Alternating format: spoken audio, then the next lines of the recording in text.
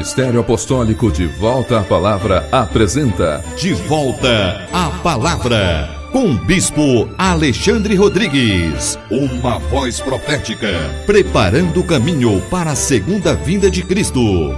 Voz do que clama no deserto, preparai o caminho do Senhor.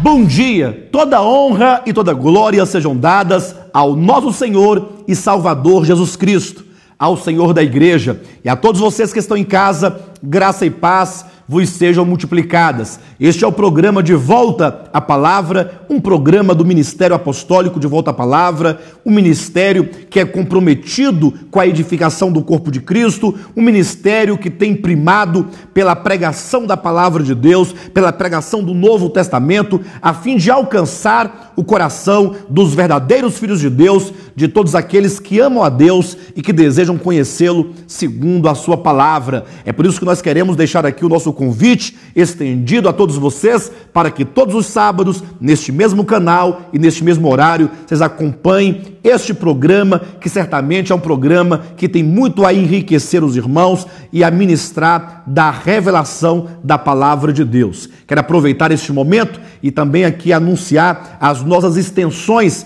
ministeriais. Nós temos uma extensão em Goiânia e ali todos os domingos o pastor Giovanni está ministrando a rica palavra de Deus, tendo comunhão na palavra de Deus a partir das 19 horas. Anote o nosso endereço da nossa extensão ministerial em Goiânia, Avenida Rio Negro, quadra 189, lote 18, Parque Amazônia, todos os domingos às 19 horas. Lembrando que em Goiânia a reunião do Partido Pão, da Ceia do Senhor, acontece no segundo domingo de cada mês e, portanto, acontece pela manhã, às 9 horas. No caso, amanhã será em Goiânia a reunião do Partido Pão, às 9 horas da manhã. Eu quero convidar a vocês, irmãos de Goiânia, para estarem conosco, para partirmos ali juntos o pão, e nós estaremos ali, eu estarei ministrando a palavra de Deus. Todos vocês serão muito bem-vindos. E aqui também, no Distrito Federal, temos uma extensão ministerial em Planaltina, na quadra 5, conjunto G, lote 40, na Vila Buritis. Vocês, irmãos de Planaltina, irmãos do Colorado, irmãos de Sobradinho, são os nossos convidados especiais. Todos os domingos, às 19 horas, o pastor Fernando está ali também ministrando a palavra de Deus, palavras que curam, que libertam, que transformam. E lembrando que também em Planaltina, a reunião da Ceia do Senhor acontece no segundo domingo de cada mês, pela manhã, às 9 horas da manhã. No caso, amanhã, em Planaltina, a reunião acontecerá na parte da manhã, porque será a reunião da Ceia do Senhor. E aqui na nossa sede em Taguatinga, o nosso endereço agora, um novo endereço, um novo local. Deus nos tem abençoado com um local mais amplo, um local mais arejado, um local que pode receber melhor a você e a sua família. E nós estamos aqui todos os domingos,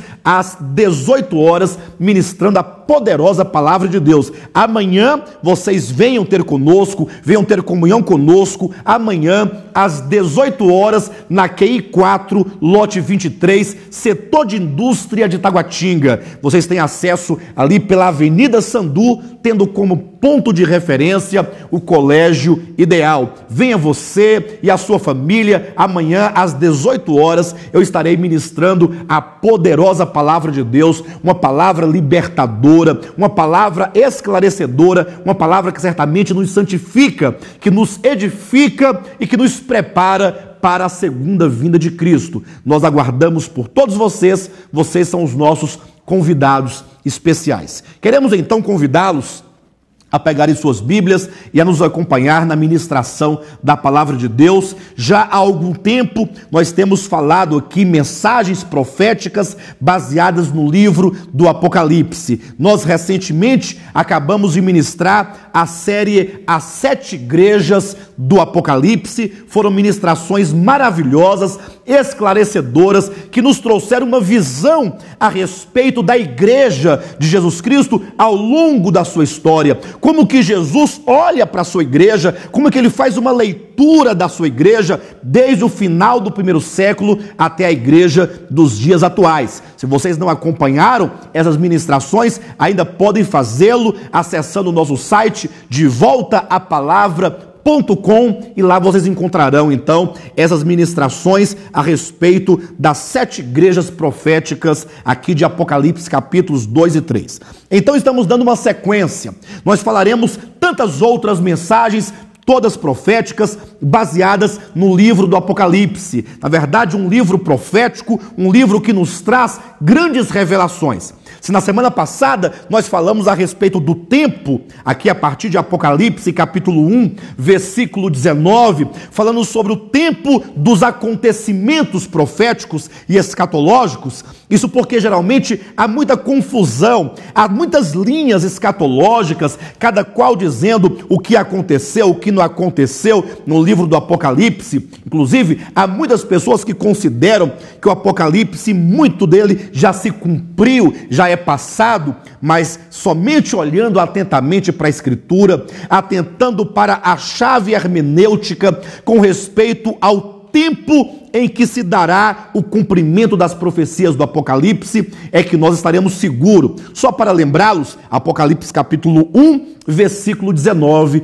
quando o próprio Jesus nos diz ali a João na ilha de Patmos, dizendo: João, escreve as coisas que viste, as coisas que são e as coisas que hão de acontecer depois destas. O Senhor, certamente, ele nos mostra que os acontecimentos do Apocalipse se dão em 3 momentos distintos. As coisas que viste significa as coisas que João acabara de ver e, portanto, refere-se à visão que João teve do Cristo glorificado, do Cristo ressurreto, do Cristo exaltado ali entre as igrejas, como sumo sacerdote cuidando das igrejas em amor. E então as coisas que são referentes então aqui às 7 cartas, capítulos 2 e 3, referentes a toda a história, toda a era da igreja. Então, desde o primeiro século, passando pelo segundo, terceiro, quarto, quinto, sexto,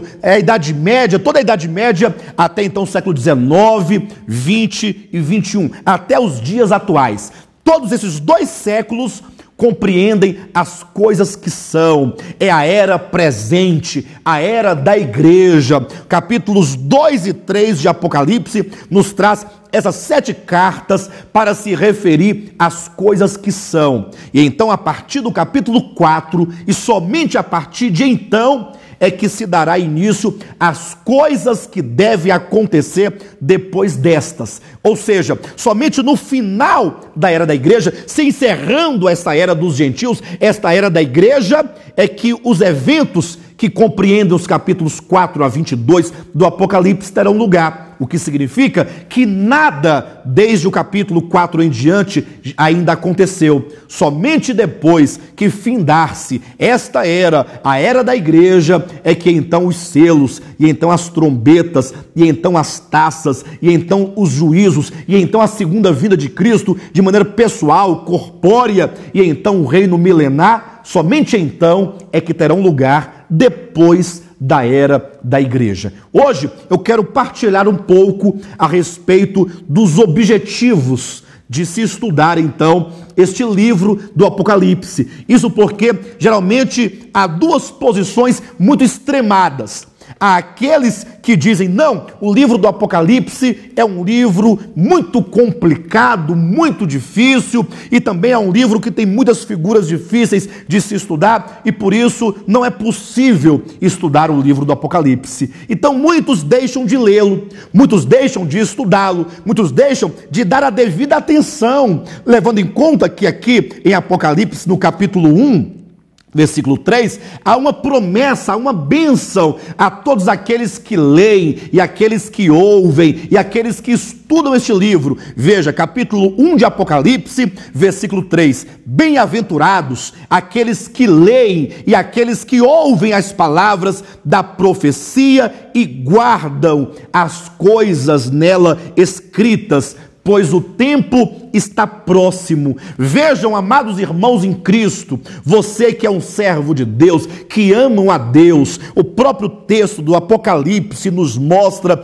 que é devido que nós estudemos, que nós leiamos, que nós ouçamos este livro, há uma bênção da parte de Deus para todos aqueles que certamente dão a devida atenção a este livro. É por isso que nós sabemos que esta bênção é a bênção de um coração preparado, de um coração confortado, de um coração sóbrio, de um coração daqueles que sabem por que estão aqui e sabem exatamente discernir os tempos, para que possam se preparar para aquele grande dia, quando Jesus então vai voltar, que é o grande clímax do Apocalipse, que é a vinda corpórea e pessoal de Jesus Cristo, quando todo olho verá, toda a terra verá. Então, é certo que nós não devemos ser daqueles que desprezam o livro do Apocalipse ou que o ignoram, achando que este é um livro difícil, é um livro selado e que ninguém pode entender. Logo mais, ainda nessa mensagem, nós vamos mostrar por que este livro é possível de ser entendido. Mas há também um outro lado extremo, né? Que são pessoas que apenas se aproximam do livro do Apocalipse por curiosidade, por especulação. Nós temos visto nesses últimos dias muitas pessoas especulando os acontecimentos, sobretudo agora com as chamadas profecias dos maias, né? Com o chamado Illuminatis, as pessoas ali especulando, falando, dizendo, marcando datas e falando que o fim do mundo vai acontecer no dia 21 do mês de dezembro deste ano. Nada disso. Na verdade, o espírito daqueles que se aproximam do livro do Apocalipse deve ser um espírito correto. Você que se aproxima dessas profecias para estudá-las, para ouvi-las e para recebê-las, precisa se aproximar com o objetivo ou com os objetivos adequados. Eu quero, portanto, aqui colocar 3 razões corretas porque nós devemos estudar este livro, porque nós devemos dar as devidas atenções a este livro tão importante. E a primeira questão, o primeiro propósito desse livro é exatamente a razão por que Deus deu este livro à igreja do primeiro século. Pense comigo que logo no final do primeiro século, a igreja passava por profundas perseguições. A maioria dos apóstolos já havia morrido. Na verdade, ali dos 12 apóstolos, incluindo o apóstolo Paulo, 11 deles já haviam morrido. Apenas João estava vivo. João já estava velhinho. A igreja estava sofrendo muita pressão. Muitos dos santos já haviam sido martirizados, já haviam sido comidos pelas feras, já haviam morrido estrangulados, de maneira que a igreja, na verdade, estava numa profunda crise de esperança. Isso porque a igreja do primeiro século era uma igreja que cultivava profundamente a esperança no retorno de Cristo, porque eles haviam ouvido do próprio Senhor Jesus a promessa de que ele voltaria para resgatar a sua igreja. Então, a igreja do primeiro século vivia a cada dia como se fosse o último, vivia cada dia como se Jesus fosse voltar naquele mesmo dia, razão porque a Bíblia nos declara que eles eram pessoas desapegadas dos bens materiais, eles entregavam seus bens e os seus recursos aos pés dos apóstolos para ali serem distribuídos entre os santos. Era uma igreja que vivia uma vida comum, uma igreja que o seu maior bem era o Senhor Jesus, e eles aguardavam, portanto, esta vinda. Entretanto, no final do primeiro século, depois de tantos santos já terem morrido, sem terem visto o Senhor voltar pessoalmente, muitos haviam morrido e agora havia muitos novos convertidos também sendo perseguidos, e para aumentar toda essa tensão e desesperança, o último dos apóstolos, que ainda estava vivo, fora exilado na ilha de Patmos. E lá estava João, na ilha de Patmos, prisioneiro, exilado, sozinho, desamparado e certamente se questionando: onde será que a igreja errou? Será que havia compreendido equivocadamente a promessa da segunda vinda de Cristo? Então a igreja sofria, a perseguição em tantas cidades onde ela estava espalhada, e João, desamparado e isolado na ilha de Patmos, também certo tom de desesperança, de cansaço, de fadiga espiritual. Diz a Bíblia, portanto, que estando João em espírito no dia do Senhor, ele estava ali certamente se lembrando, fazendo memória do Senhor, da sua morte, da sua ressurreição, das promessas de sua vinda, quando então em oração ele ouviu por detrás dele uma voz que dizia: João. E então ele ouviu aquela voz e ele reconheceu certamente aquela voz. Era a voz de Jesus. E diz a Bíblia no versículo 12 do capítulo 1: e voltando-me para ver quem falava comigo, vi. João estava agora diante do Cristo ressuscitado e do Cristo glorificado. Irmãos, que encontro maravilhoso! O quanto que esse encontro agora reavivou as esperanças no coração de João. E então o Senhor disse: João, você vai escrever este livro do Apocalipse e você vai enviá-lo às 7 igrejas da Ásia: Éfeso, Esmirna, Pérgamo, Tiatira, Sardes e Filadélfia. 7 igrejas que representam profeticamente a igreja de todos os séculos, a igreja em todos os séculos, desde o primeiro século até os dias atuais. Envia para que a igreja tenha então essa certeza de que eu voltarei por fim para julgar o mundo, para julgar a Satanás, para julgar a grande Babilônia, para julgar os homens ímpios, os homens perversos, e então para trazer para junto de mim a minha igreja, a minha noiva, que será por fim a nova Jerusalém, e então dar a ela o galardão devido, dar a ela todo o consolo e todo o descanso da vida eterna, todo o gozo da vida eterna. O livro do Apocalipse, ao contrário do que pensam ser um livro de fantasmas, um livro de medo, um livro de atrocidades, não. O livro do Apocalipse foi dado por Jesus Cristo à sua igreja para consolá-la no meio das tribulações. Isso porque quando a igreja está ali dentro das suas perseguições, ao saber do Apocalipse, ao se lembrar das revelações, ela tem uma certeza, porque este livro veio em visões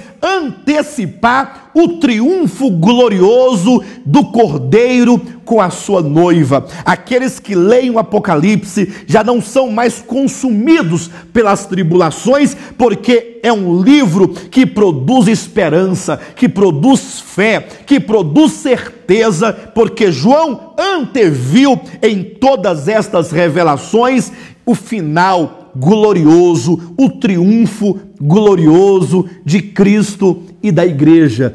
Todos os que leem este livro têm, portanto, esta esperança, esta consolação. Portanto, o primeiro objetivo deste livro é consolar. E é certo que se este livro visa a consolação, então nós agora encontramos o segundo objetivo. Ele não é somente um livro que diz que Jesus voltará, mas é um livro que traz a revelação. O segundo objetivo, além de consolar, é certamente revelar. O próprio nome Apocalipse já diz revelação. A palavra Apocalipse quer dizer tirar o véu. Tirar o véu de todos os acontecimentos futuros que os nossos olhos físicos não podem ver. Deus, na sua graça e na sua misericórdia e na sua bondade, simplesmente abriu o véu do futuro para que nós possamos olhar além do véu, além das limitações humanas, além da nossa limitação de homens naturais, de homens físicos,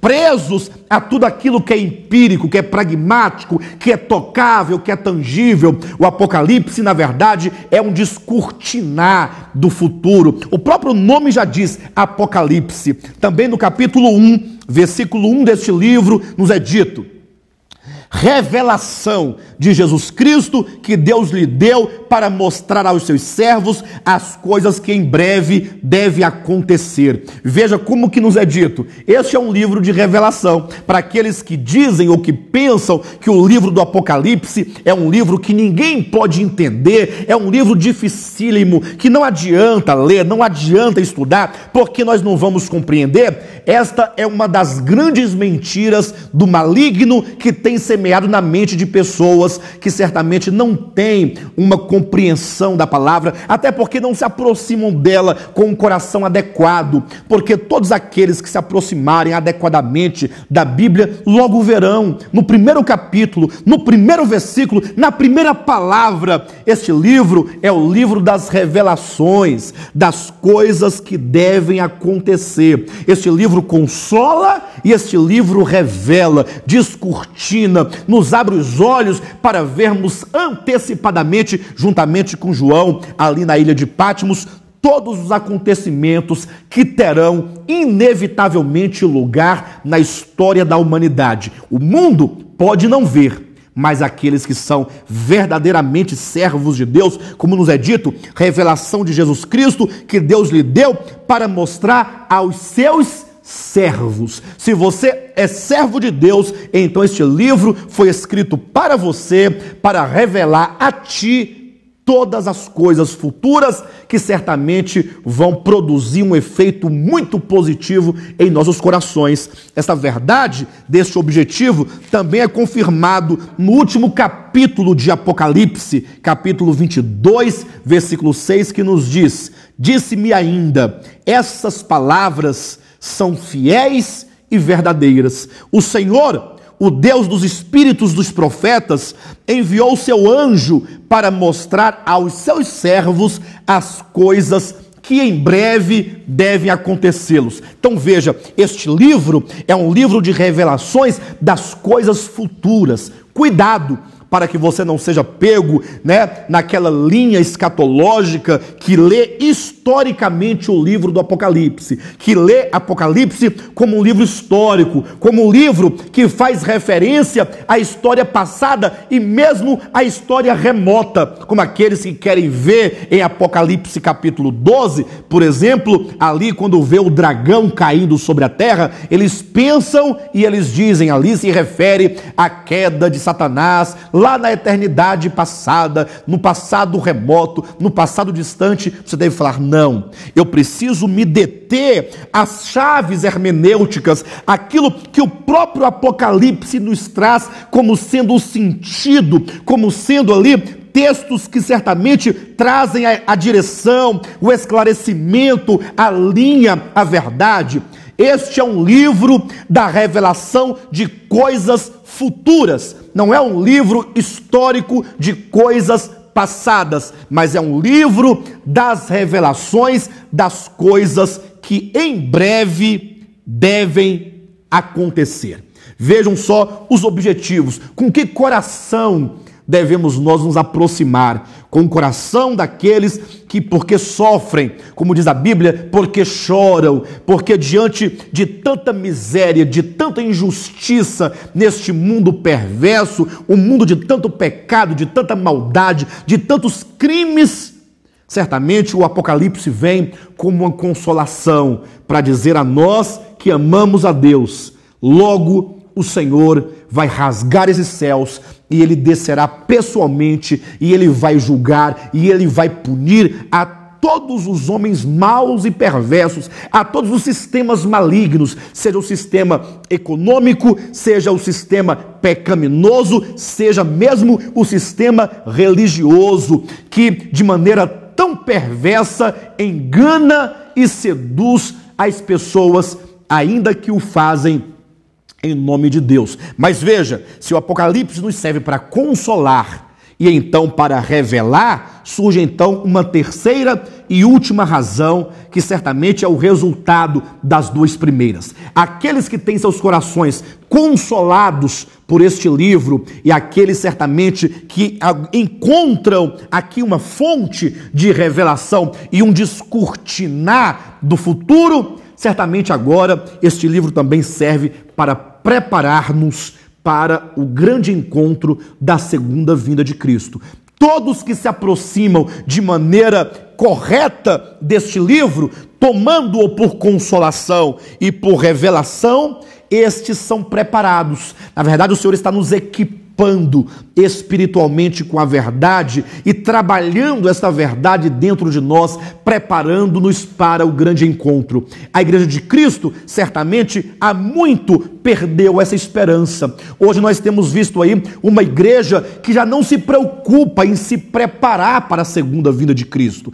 É uma igreja que já não prega e não ensina e não exorta mais os santos a vigiarem, pois, porque o dia se aproxima, porque aquele dia virá como um ladrão de noite. Devemos nós estarmos atentos com os lombos cingidos, sandálias nos pés e cajados nas mãos, aguardando atentamente a trombeta, o soar da trombeta, o clamor, eis o noivo, quando então nos encontraremos com o Senhor. Este livro visa, portanto, preparar-nos, edificar-nos, tornar-nos pessoas sóbrias, pessoas atentas. Isso nós podemos verificar aqui na primeira epístola de Paulo aos Tessalonicenses, no capítulo 5, quero convidá-lo rapidamente, veja como que a Escritura nos mostra e nos adverte sobre a necessidade de estarmos preparados. Capítulo 5 de 1 Tessalonicenses, a partir do versículo 1, que nos diz: Irmãos, relativamente aos tempos e às épocas, não há necessidade de que eu vos escreva, pois vós mesmos estáis inteirados com precisão de que o dia do Senhor vem como ladrão de noite. Quando andarem dizendo paz e segurança, eis que lhes sobrevirá repentina destruição, como vem as dores de parto, a que está para dar à luz, e de nenhum modo escaparão. Olha o versículo 4, atente, leia na sua Bíblia. Mas vós, irmãos, não estáis em trevas, para que esse dia como ladrão vos apanhe de surpresa. Eu temo que, assim como o apóstolo Paulo disse à igreja de Tessalônica, que os irmãos de Tessalônica não estavam em trevas, para que aquele dia não os encontrasse, os pegasse de surpresa, eu temo que nós não podemos falar a mesma coisa para a igreja do tempo presente. Eu penso e eu vejo, de acordo com a Escritura e com aquilo que nós podemos contemplar no dia a dia da prática de igreja nas grandes e inúmeras denominações evangélicas, que certamente as pessoas muito se preocupam com as coisas materiais. O evangelho da prosperidade tem desviado o olhar dos filhos de Deus da vinda do Senhor, do próprio Senhor, dessa esperança bendita, e tem fixado os olhos do coração do povo de Deus nessa terra. Pessoas que têm procurado cada dia mais conquistar o reino deste mundo, desta terra, as riquezas materiais, e portanto devemos nós estar atentos para que nós não andemos em trevas, para que aquele dia não nos pegue, não nos apanhe de surpresa. O versículo 5 nos diz: porquanto vós todos sois filhos da luz e filhos do dia, não somos da noite nem das trevas. Assim, pois, aí vem a advertência: não durmamos como os demais, pelo contrário, vigiemos e sejamos sóbrios. Como diz o versículo 7, ora,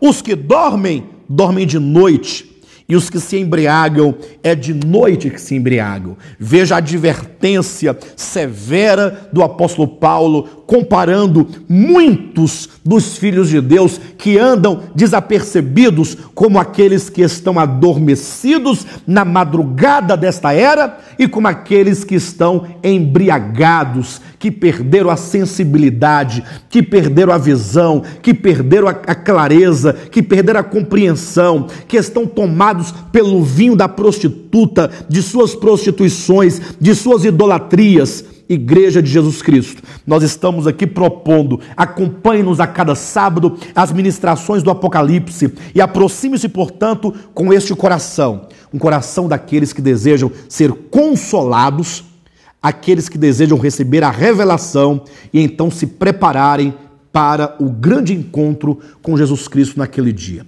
Eu quero convidar vocês para que amanhã estejam conosco na QI 4, lote 23, setor de indústria de Taguatinga, onde ali eu estarei ministrando a poderosa palavra de Deus. Venha ter comunhão conosco, venha receber esta palavra, venha nos conhecer de perto, venha certamente crescer em vida e juntamente conosco cultivarmos esta bendita esperança da segunda vinda de Cristo. Tenham todos vocês um bom dia e Jesus Cristo é o nosso Senhor.